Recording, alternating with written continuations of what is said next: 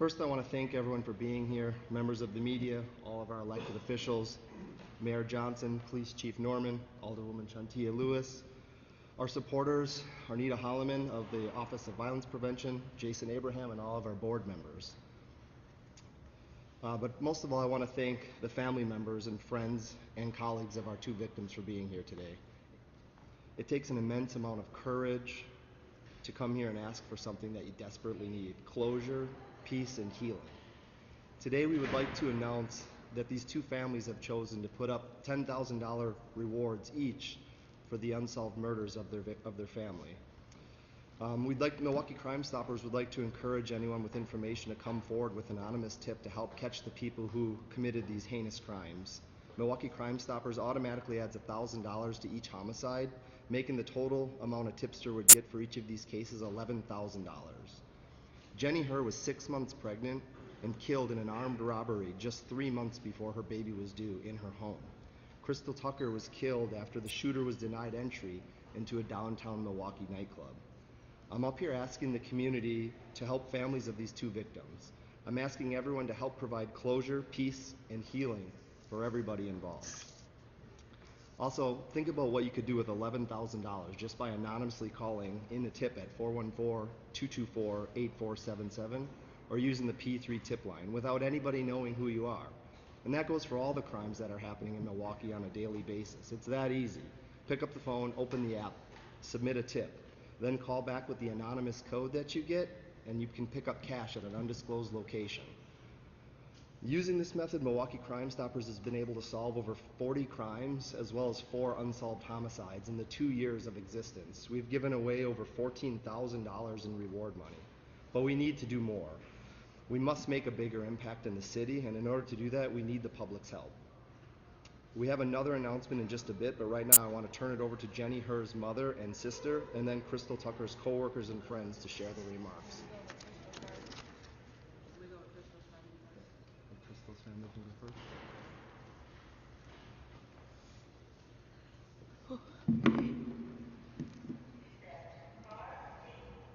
Hi everyone, my name is Tatiana Gibbs. I am a friend and a co-worker of Krystal Tucker. This is very hard. She didn't deserve it. Crime Stoppers is talking about the reward, but it's about doing the right thing. What was done to her was not right. If you know something, please say something.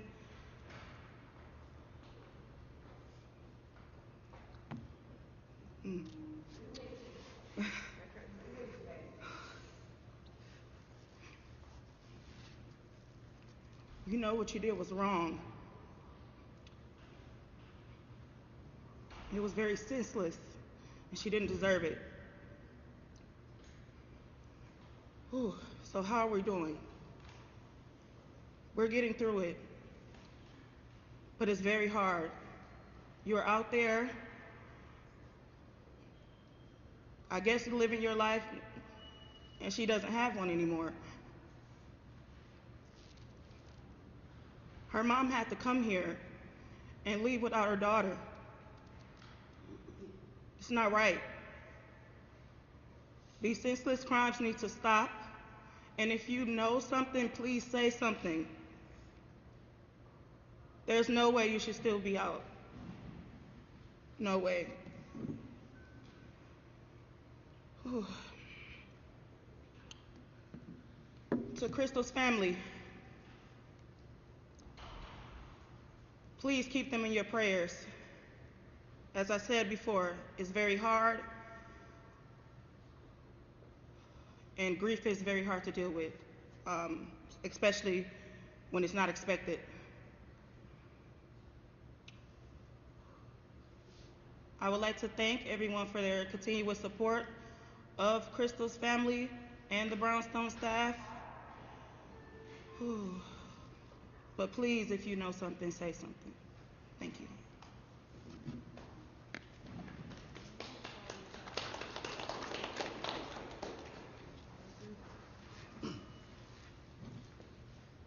Good morning, everybody. I'm the father of Jenny's child. My name is Jeremy. Um, Today we just coming just to ask the community just to help us figure out, what happened and what's going on, and really just find the suspects that did this to Jenny. Um, it's to me, it's a horrible day. It's a terrible, the darkest day you can come around when a pregnant woman is killed in front of her home. The place where she's supposed to feel safe, she's supposed to be happy. A place where she's supposed to feel safe and happy and, growing her child. Her family, we're grieving, um, healing every day. Just talking about Oh, really? You want to say something, Mom? You okay? I appreciate anybody help me to find whoever the bad person to kill my daughter. My daughter, she's a really good person. She worked very hard. She don't deserve to die. But somebody just shoot a bullet through her and the baby died. Whoever heard this news, please help us to make a phone call. And we can't find a bad person to kill my daughter. I really appreciate so much. Anybody see this? Please help. Okay.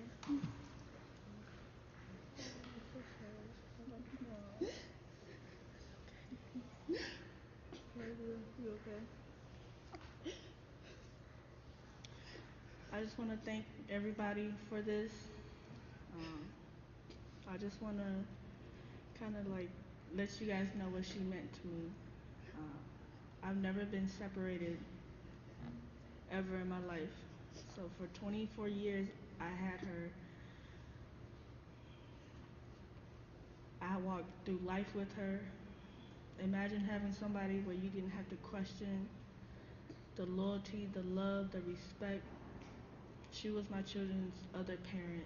She was my soulmate. I was born into this world with her. For years, I begged her for a child, and when she finally had one, we was all so happy. And I feel like we was robbed of two lives. And now that we're here today, it's been a long 4 months to me, where I have to relive it every day. And I have to tell my children that Auntie's in heaven, and they always tell me, I want to go to heaven. And it's like, I would never, this would never sit right with me. It was a family that they took from me. And I would never be able to replace that love with nothing in this world. I am running off the strength of my children, and me and my family, our friends, were begging, do the right thing. If it was you, if it was anybody close to you, imagine just losing them. That one day they will disappear and they're never really coming back, because it's lives that was taken. And my mom doesn't really say it today, but every day she calls me, and I have my sister's phone, I have their social media, and she calls my sister every day and she said, please pick up, please pick up. And she cried every day, and she's going through the knock on the door from the visual we seen in the hospital. She's thinking about that every day, and she calls me every day and said, Jenny's just at work, Amy. When I picked her up from the airport today, Jenny didn't come with you. She's just at work, Amy. She's just at work. And she cried the whole way here. And I'm begging you guys, help us sleep at night. Help my mother sleep at night. Help my children understand what's going on. And we got to get those people off the streets, because it could be anybody. And it was us, and it hit home. It hit home just a little bit too hard, and we're going through this every day, and we're not going to be able to rest until we find at least some type of closure of who did this. She was loved, and she didn't deserve this, because she had a heart. She had a heart big enough to love the whole city. We're from down south, and she had so much hospitality, and she loved everybody who came across her. Everybody I know. I didn't know she knew that many people. I was just at the funeral. By the time I turned around, I said, "Who are these people?" And but that's it. Kind of showed me that she touched so many people with love, and I miss that love. And now I don't feel nothing. I feel like I'm just here, and I've been a parent for so long. I'm just running off of the parent, the strength of my children, their laughter, their I love you, their hugs, my mom. And even though I feel like she's not here with us, I know that she's here standing by us, and I know she don't want to see us always sad, but I'm just begging just to at least for my mom let her sleep at night, just for the closure. Anybody who know anything. You want to say anything else? That was my baby. For the first time when I seen her, it's sad when you gotta bury your sister, and the first time you see your niece is in a casket. And we would have never thought. I begged the examiner, don't take that baby out of her, because I wasn't ready for that war. I wasn't ready for that battle for myself, to see the baby, to see my niece for the first time in a casket. And we had like foot fetish with kids. So even when we went to go see the body, I was like, let me see her feet. Let me just hold her for the first time. Let me kiss her goodbye.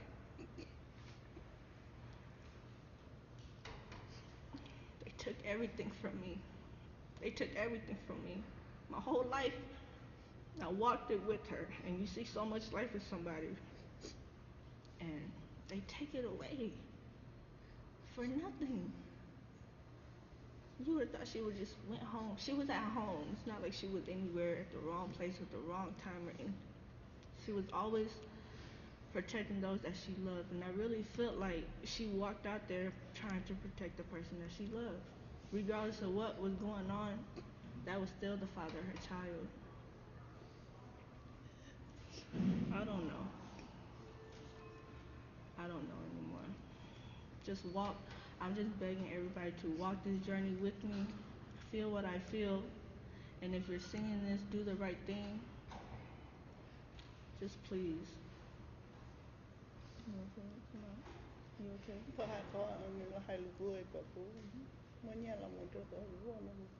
Doesn't matter. Okay. You look good, sir. Once again, we just thank you guys for just being here, listening to our story. The community is hurting right now. We're all family when it's at the end of the day. Believe it or not, Jenny was a friend of Krystal's, and Krystal was a friend of Jenny's. Literally 2 months before she was at the funeral. So we're hurting with the Brownstone staff. The Brownstone staff is hurting with us. And so we need justice. The community needs justice.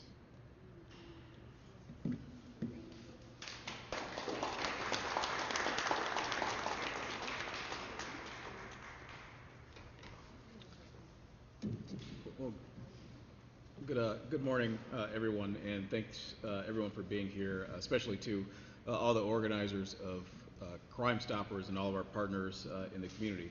What you just heard right now on 2 different accounts is the devastating effects of violence. It's what you get in the wake of violence in this community.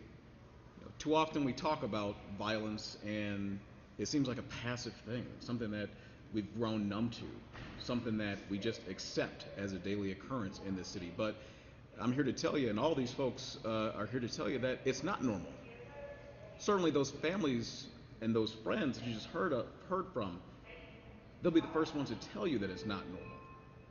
When violence erupts in neighborhoods, and people are hurt or killed in our community, that's what it leaves in its wake.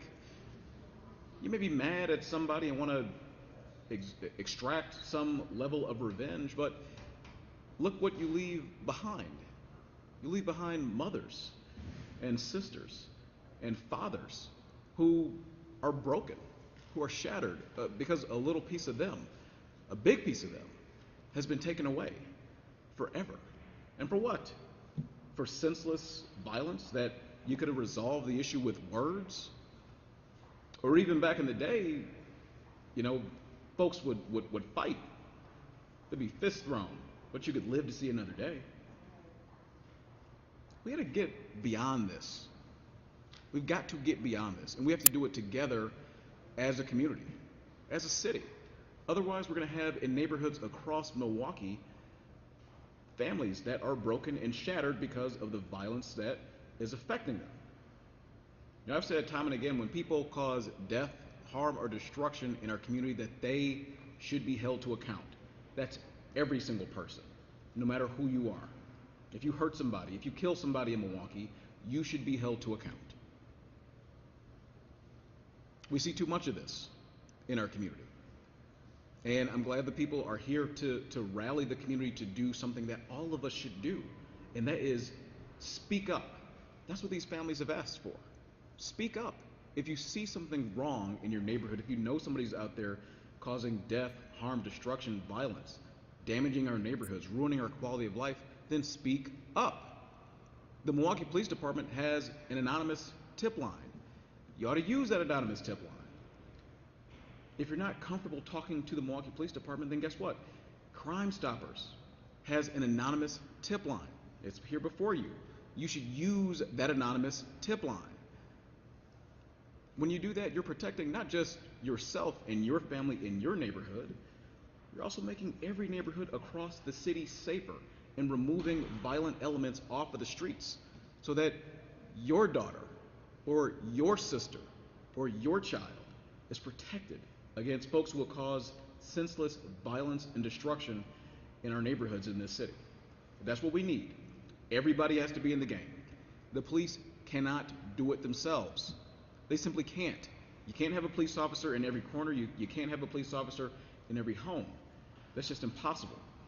So we need people of good conscience, and there's so many in Milwaukee, to raise their voice to this issue, to make sure that the people who are causing, again, death, harm, and destruction are held to account so that they don't continue to take actions like that that damage our neighborhoods and the people who live in them. Thank you.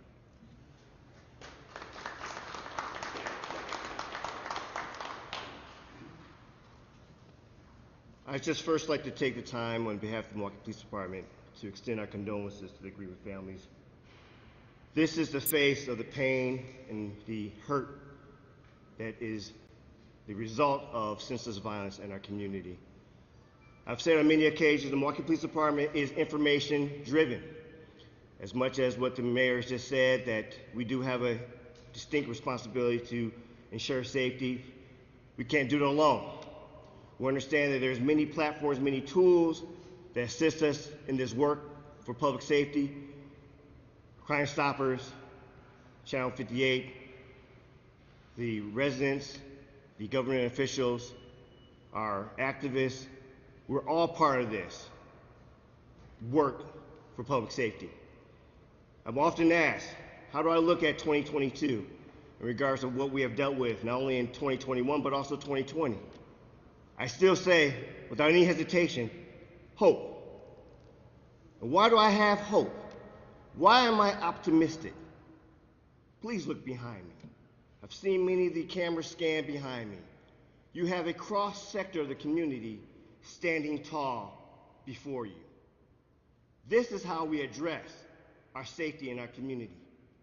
Everyone has a role in the public safety of our community. Crime Stoppers help that platform and tool to use for those who do not want to be, put into the spotlight, so to speak. Having the anonymous way to be able to bring forth the information, because in one particular incident, we do know who it is, but another we don't. And we need help for all of those circumstances, for the known and unknown, because that's the only way that we're able to impact public safety. The Milwaukee Police Department recognizes our responsibility, but we also understand that we cannot do it alone, and we extend our hand, the olive branch, to our partners behind us, whether it's from the Office of Violence Prevention, whether it's the mayor's office, whether the alderwoman Lewis, or our alder elected officials, whether it's our residents, our activists. We understand that we cannot do this alone, and we also need your help. We need you. You know who I'm talking to in regards to doing your part in being a part of this collective, collaborative effort for public safety. Thank you.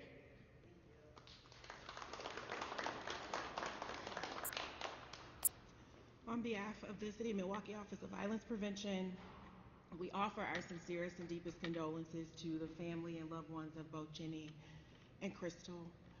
What we've heard today is a resounding message that these deaths are irrevocable. There is nothing that anyone can do to bring Jenny or Krystal back. But what can be done is to hold the people who shot them accountable. That helps to make our community whole. It helps to bring some sense of, closure, even if that's a thing when you lose a loved one to something so senseless and tragic. Grief is always hard when you lose someone you love, but even more so when it is sudden and when it is tragic. And that is what these family members, friends, loved ones are experiencing, not just here today in front of the cameras, but every single day that they go on without their loved ones. This reward that Crime Stoppers is offering is a drop in the bucket, because nothing compares to the lives that were lost, and the lives that are harmed, and the lives that are going on and learning how to move forward without their loved ones. And so to the shooters, I'm saying to you that be bold as you were the day you pulled the trigger. Be that bold and come forward and take responsibility and accountability for what you've done. And the reality is that you too are a part of our community, and you deserve to heal just like these families deserve to heal. But the first step is you come forward and you be held accountable. To the people that know and love and have come into contact with the shooters, I hope you search your heart and your soul doesn't rest until you call and you give a tip, until you talk to them and you implore them to do the right thing. This is about making our community whole in as much as it can be without those people that are gone on. And all of us have a responsibility in doing that, not just in terms of our public service and duty, but in our humanity. We have a responsibility to help each other and to make our community whole.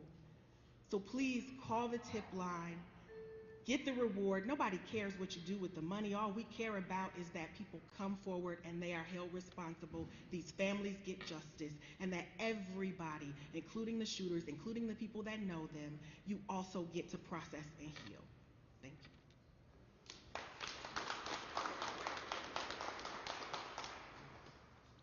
There is a recurring theme that you heard here this morning, and that is, if you see something, say something.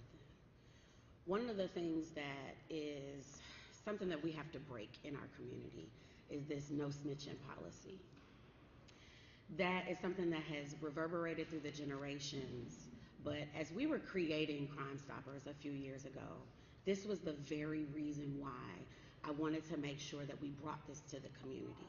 So you can put aside the feeling of, if I say something, someone is going to find out, someone is going to retaliate, and someone is going to know that it was me. But Crime Stoppers is a truly anonymous way for you, I'm talking to you, for you to say something, because there is no way that these shooters are in our community and no one knows. That they were able to leave town, if that is the case, and no one knows. These are someone's kids, someone's cousins, someone's rollies. You know who they are. So I'm asking you one more time, if you know something, dial the number. We promise you, Unless you come and get your money, which is something that you can do privately, no one will know but you. So let your conscience guide you in this moment. There is no way for you to see this and see this mother and not shed a tear. There was no way for you to see these families, these friends, and not have your heartstrings pulled. So I'm asking you, if you see something, say something. If you know something, even if it's a small tip, it could be an unraveling to the bigger picture. So we need you to do your part. Everyone's always saying the government officials have to do it, the elected officials have to do it. We can't do this by ourselves. We don't live in the community by ourselves, and we are not elected by ourselves. So the mayor can't do it, I can't do it, neither can the police chief. This is a community call. We all have a part to play. So we can rely on Vaughn and the community task force to do their thing, but he can't do what he does without the community. This is a moment where we all have to come together and make sure that we will not let some individuals in our community to continue to tear it apart.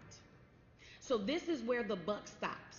This is where we say enough is enough and we draw the line in the sand. I can't even imagine seeing a baby in a casket. As a mother, that just breaks my heart to hear it. So if you are a mother, an uncle, a grandparent, a cousin, a friend, it should break your heart. And that should prompt you to do something. So as we are asking you to call the number 224-TIPS, as we are asking you to pick up your phone, and you can text. If you don't want to do it the old-fashioned way, pick up the phone and say something. You can even have someone else do it for you as a proxy. Just make sure you place the call. We should not go another night without having some information out here. So I'm asking you to do the right thing and say something, because this family needs closure. These families need closure. We all as a community need closure. And my promise to the community as we continue to fight this work is that we will do our part. And as we're looking at the next tranche of ARPA dollars coming from the federal, my promise to you is that I will fight to make sure that the community sees this. But we can't do it without the community's help. So we need you all to wrap your arms with us so that we can get this work together, so that we can reclaim Milwaukee. Because it's a few bad actors that is tainting our community.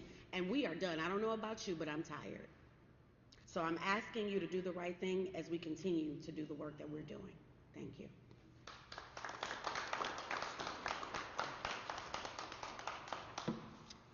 Good morning. My name is Jason Abraham, and I'm the managing partner of Hupy & Abraham, and I'm here today on behalf of my partner, Mike Hupy, who has the privilege to be the president of Crime Stoppers. Unfortunately, he had another commitment and couldn't be here today, so I'm pinch hitting. And I first and foremost want to say that my heart goes out to the victims and their friends and families of what's happened here. It's just terrible. When I started with Mike 30 years ago, he impressed upon me that we have a mission statement that says we are going to give back to the communities that we practice in based on our success. We started in Milwaukee, we've thrived in Milwaukee, and as a result, we have given over $1 million to, I would say, over 1,000 worthy organizations. And I can tell you, never did I think that I would be here and having to give money to such an amazing organization as Crime Stoppers to try to solve murders. I mean, it really says a lot about where we have come as a society. But we are here as a corporate citizen, and I am telling you on behalf of myself, on behalf of Mike Hupy personally, on behalf of our 170 employees, that we are going to stand here and make a difference for Crime Stoppers. So my firm and Mike Hupy personally is going to give $30,000 to Crime Stoppers to try to stop. Thank you. We shouldn't have to do it, but we are going to do it because, boy, am I listening to some impressive people that want to make a difference in Milwaukee. and we are committed to do the same as a corporate citizen. And we are a small business. If you look at the businesses that are in this community, they are huge, and we are a small firm, and if we can give $1 million, and I can stand here and give $30,000 with Mike Hupy to solve crimes for these poor families, where are the other corporate citizens that are making money in the city of Milwaukee? So I am here impassioned on behalf of my partner, Mike Hupy, who, when I was a green young lawyer almost 30 years ago, told me we are going to do well in this community, but we are going to give back to this community. And we have done that, and I am so proud of what we've done. And so I want to say I am so sorry to all you family members for what's happened, but we need to do better, and the corporate citizens of this community can do better. So let's all work together, solve these crimes. Let's put Crime Stoppers out of business so we don't need to give money to solve crimes. Thank you.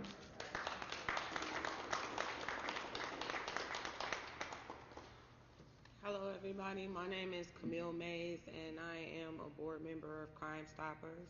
I am a mother. I'm a person who has a love for the community, a passion for the community, and I also am a victim of gun violence. This press conference has been very triggering and very emotional, and it's very upsetting to see so many families going through the same thing that I've myself experienced. It's so saddening watching so many families go through unsolved homicides. It's so hard for me imagining these families and people in these families walking around the city, and the killers could be walking right past them. That's very disheartening to me. It's very disheartening to me that everybody is upset all the time and in an uproar about the city, and we're the leaders. We are the leaders.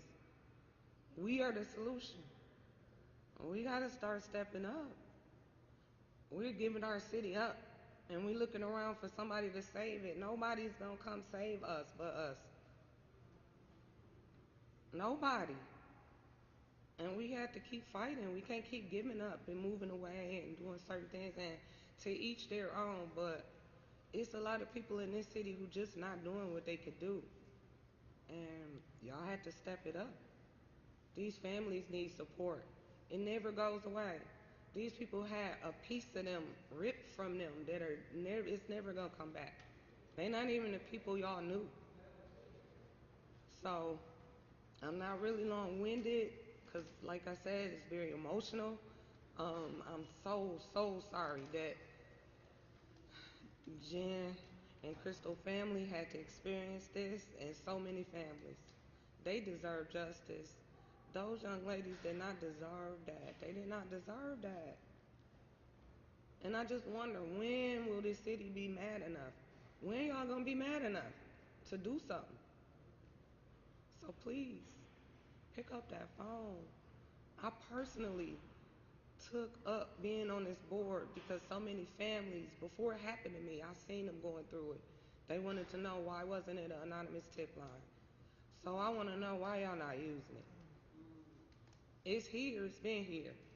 I fought so hard for so many families, and I just really asked the community to start using what we have. Stop looking around saying what we gonna do. It's up to us. We the solution. We the problem, and we the solution. Thank you.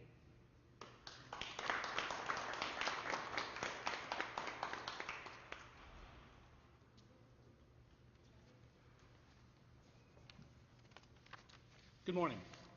I'm Scott Abrams. I'm the treasurer of the Milwaukee County Crime Stoppers. However, I'm also on Crime Stoppers USA Board of Directors. I serve as its past president that oversees about 350 Crime Stoppers programs in the United States.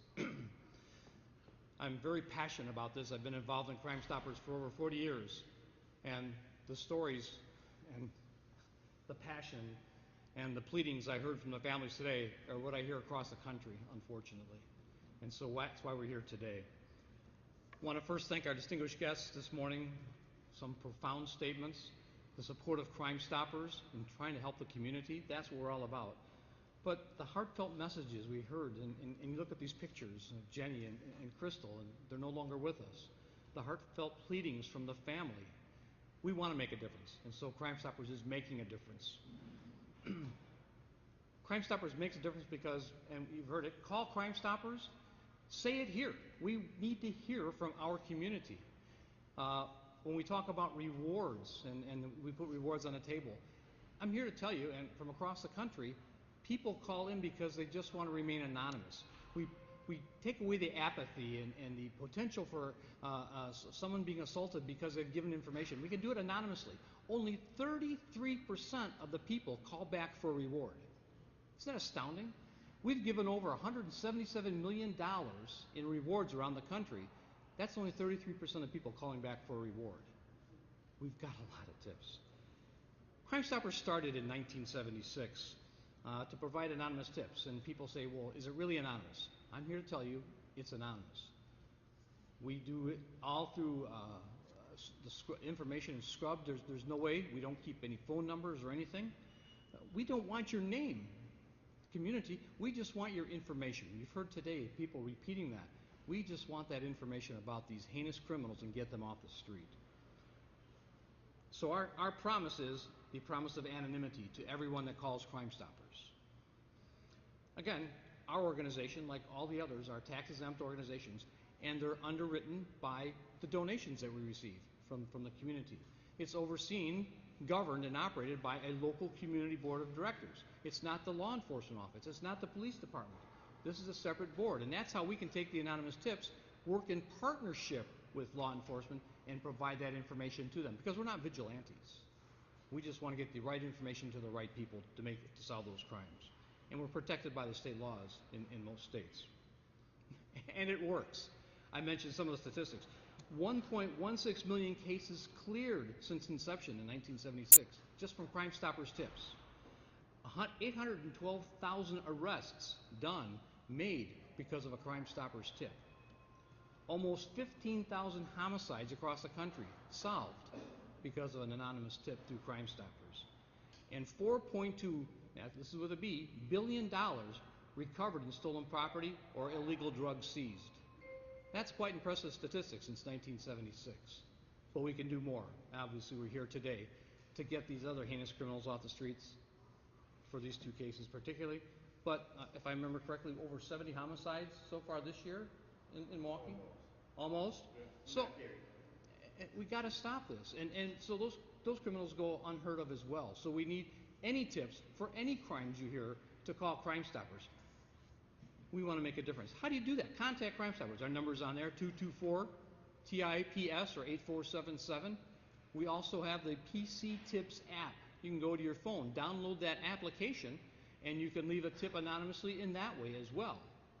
And finally, there's a new way, and it's very easy. You take your cell phone out and you dial ** tips. It will take you to a Crime Stoppers program to leave your anonymous information.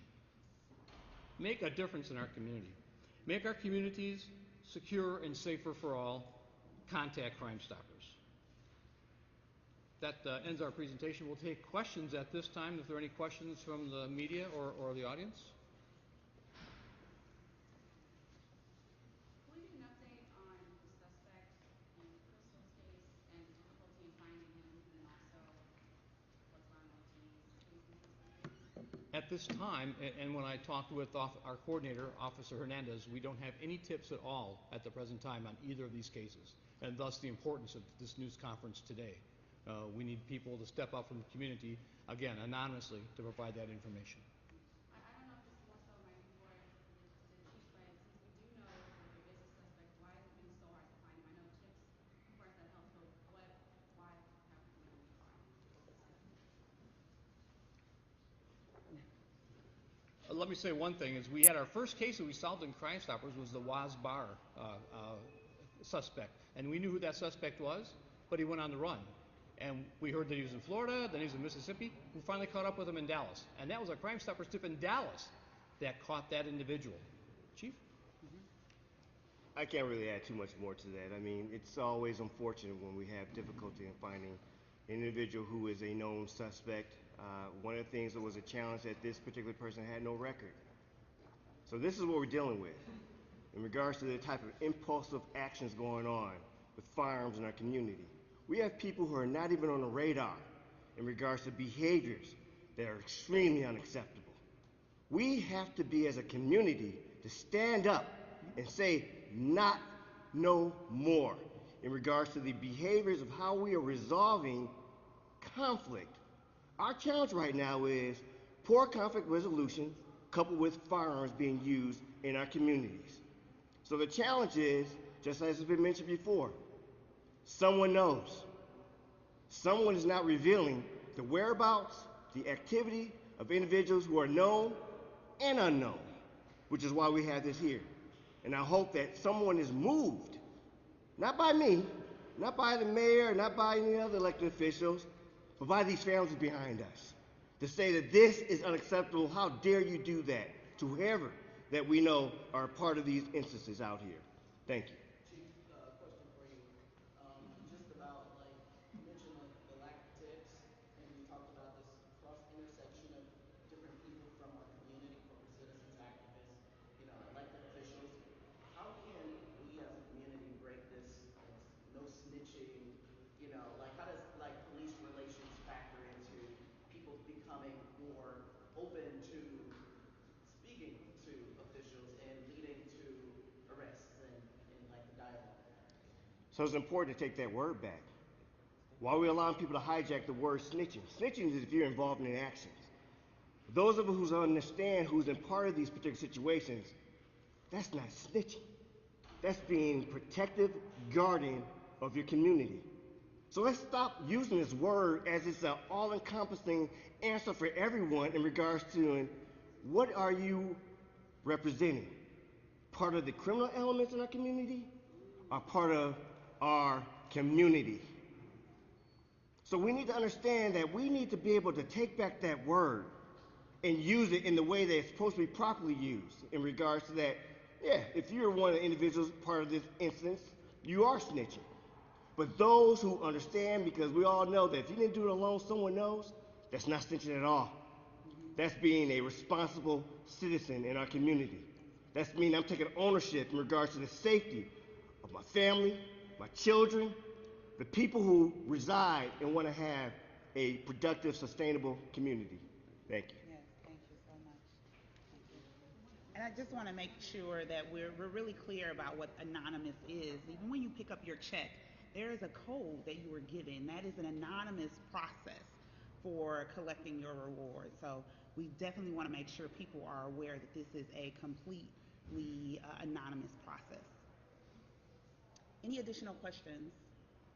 Thank you. Thank you all for being present. We appreciate you all. Make sure you grab one of our media information and download the app. Call 224-TIPS if you have any information, and feel free to reach out to any of the board members, myself, Scott, Alderwoman Lewis, Camille, we have Ryan, Amanda, for any additional questions and information. Thank you, all everybody. so Thank much you. for being here with us.